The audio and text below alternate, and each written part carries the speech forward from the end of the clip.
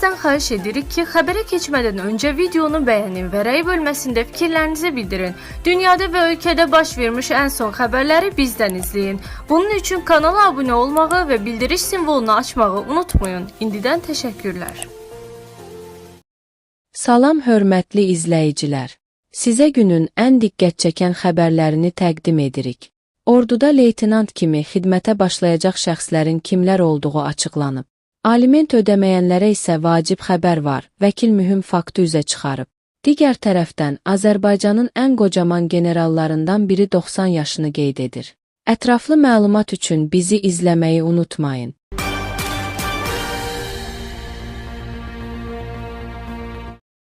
Tibb sahəsində ixtisaslaşmış gənc kadrların bilik və bacarıqlarından daha səmərəli faydalanmaq, eyni zamanda onların karyera inkişafına töhfə vermək məqsədilə Müdafiə Nazirliyində hərbi xidmətkeçmə ilə bağlı yeni konsepsiya tətbiq ediləcək. Hərbi xidmətkeçmə haqqında əsasnaməyə və hərbi vəzifə və hərbi xidmət haqqında qanuna edilən dəyişikliklərə əsasən, ali tibb ixtisaslı çağırışçılar öz arzuları ilə bir il leytenant hərbi rütbəsində hərbi həkim olaraq xidmət edəcəklər. Azərbaycan Tibb Universitetində ATƏU hərbi kadrların hazırlanması və gənc həkimlərin orduya cəlb edilməsi məsələsi gündəmdədir. Hərbi ekspert Üzeyir Cəfərov məsələ ilə bağlı Oxu 24 Coma açıqlamasında maraqlı məqamlara toxunaraq, hərbi kafedranın fəaliyyəti və yeni tətbiq edilən qaydaların mahiyyətini izah edib. Ekspert bildirib ki, hazırda tibb ixtisası üzrə çağırışçı kadrlar yalnız Azərbaycan Tibb Universitetində hazırlanır. Belə ki, universitetin hərbi kafedrasında təhsil alan tələbələr həm nəzəri, həm də praktiki biliklərə yiyələnirlər. İmtahanları uğurla başa vuran məzunlara leytenant hərbi rütbəsi verilir və onlar hərbi həkim kimi xidmətə cəlb olunurlar. Məqsəd gənc mütəxəssisləri həvəsləndirməkdir. Keçmiş təcrübəyə toxunan ekspert qeyd edib ki, əvvəllər digər ali məktəblərdə də hərbi kafedralar mövcud olsa da, sonradan onlar ləğv edilib. Hazırki qanunvericiliyə əsasən, bir illik xidmət müddətinin peşəkar hərbi həkim yetişdirmək üçün kifayət etmədiyini vurğulayan mütəxəssis, yeniliklərin əsas hədəfini belə izah edib. Hərbi həkimin yetişməsi 10 illərlə vaxt tələb edir. Bu sahədə kadr çatışmazlığı yoxdur, ordumuz kifayət qədər mütəxəssislə təmin olunub. Lakin yeni addımlar məhz gənc zabitləri hərbi xidmətə həvəsləndirmək məqsədi daşıyır. Dövlət onlara şərait yaradır ki, gənc həkim kimi orduda qalsınlar, təcrübə toplasınlar və gələcəkdə hərbi yönümlü tibb müəssisələrində peşəkar kimi fəaliyyət göstərsinlər.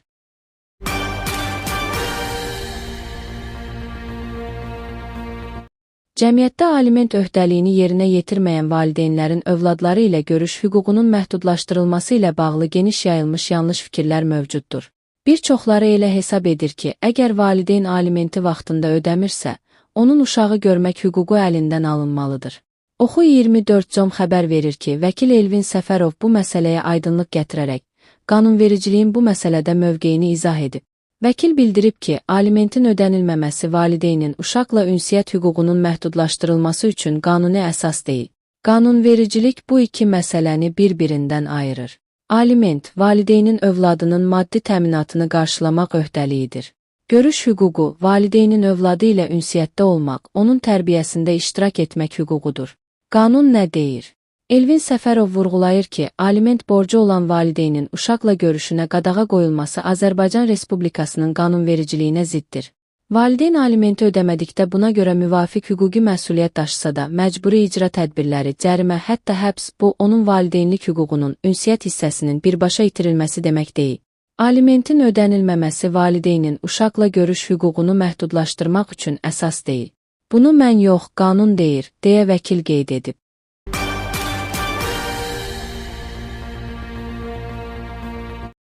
Bugün Azərbaycanın ən qocaman generallarından olan Akif Bəşiroğlu Rəfiyevin doğum günüdür. Oxu 24 Com xəbər verir ki, dərəcəli dövlət ədliyyə müşaviri, ədliyyə general-mayoru Akif Rəfiyev 90 yaşını qeyd edir. Əməkdar hüquqşünas, dərəcəli dövlət ədliyyə müşaviri, ədliyyə general-mayoru, müharibə və əmək veteranı, Azərbaycan Ağsaqqallar Şurasının məclis üzvü, Binəqədi rayonu Ağsaqqallar Şurasının sədri olan A. Rəfiyev. 1936-cı il martın 23-də Gəncə şəhərində anadan olub.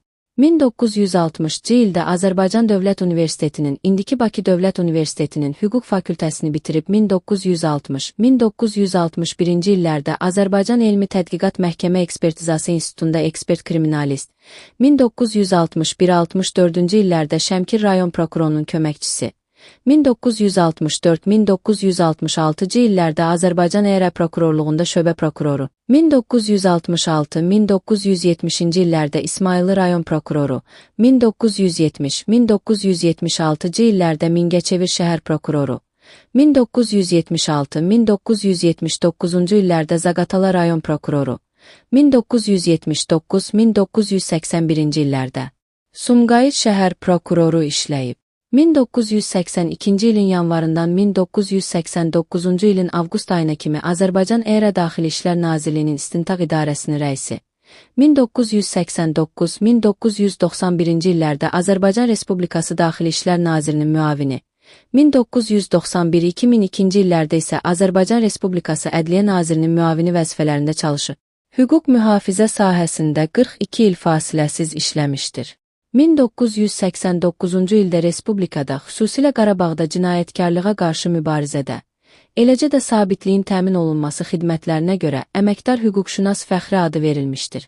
1998-ci ildə Azərbaycan Respublikası Prezidentinin fərmanına əsasən 3-cü dərəcəli dövlət ədliyyə müşaviri, ədliyyə general-mayoru rütbəsi verilmişdir. İşlədiyi müddət ərzində hüquq jurnallarında məqalə və müsahibələri, hüququn ayrı-ayrı aktual məsələləri və problemlərinə dair 100-dən artıq çıxışı və məqaləsi olub. O, Daxili İşlər Nazirliyində Cəfər Vəliyev, Aydın Məmmədov, Məhəmməd Əsədov, Ədliyyə Nazirliyində Əlisab Orucov, İlyas İsmailov, Südabə Həsənova və Fikrət Məmmədov, prokurorluq sistemində Seyfullah Əkbərov, Qamboy Məmmədov və Abbas Zamanovla işləyib. Ümumilikdə 7 nazir və 3 baş prokurorun zamanı mühüm vəzifələrdə çalışıb. Bir oğlu, bir qızı var. Hər ikisi ixtisasca həkimdir. Oğlunun ali hüquq təhsili də var. Akif Rəfiyev məşhur Rəfibəylilər nəslindəndir. Gəncəlik nəslimizin 400 ildən artıq tarixi var. Ümumiyyətlə Rəfibəylilər 16 soyadı daşıyır. Rəfibəyli, Rəfili, Rəfizadə, Rəfibəyov, Rəfiyev. Türkiyədə isə 3 soyad Arran, Sayğın, Əskəran. Orta Asiyada da nəslimizin davamçıları var. 1920-ci ildən 1949-cu ilə qədər nəslimiz 9 dəfə sürgün olunub. Hələ mən güllənənləri, öldürülənləri demirəm. Ona görə də bizim nəsildə hətta Kərimov, Kərimli, Rəcəbov, Babayev kimi soyadlar daşıyanlar da az deyil.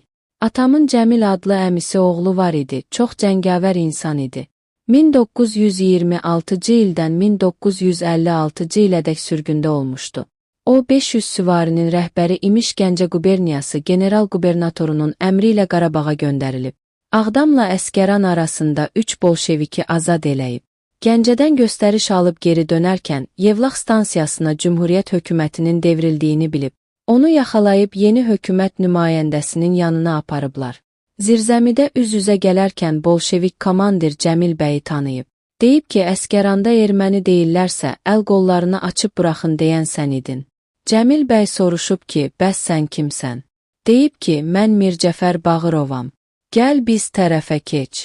O razılaşmayıb Gəncəyə qaydacam deyib, bax belə, biz Rəfibəylilər həyatın hər cür çətinliyi ilə üz-üzə gəlmiş və hazırda dünyanın bir neçə ölkəsində müxtəlif soyadlarla yaşayırlar, deyə o müsahibələrinin birində qeyd edib.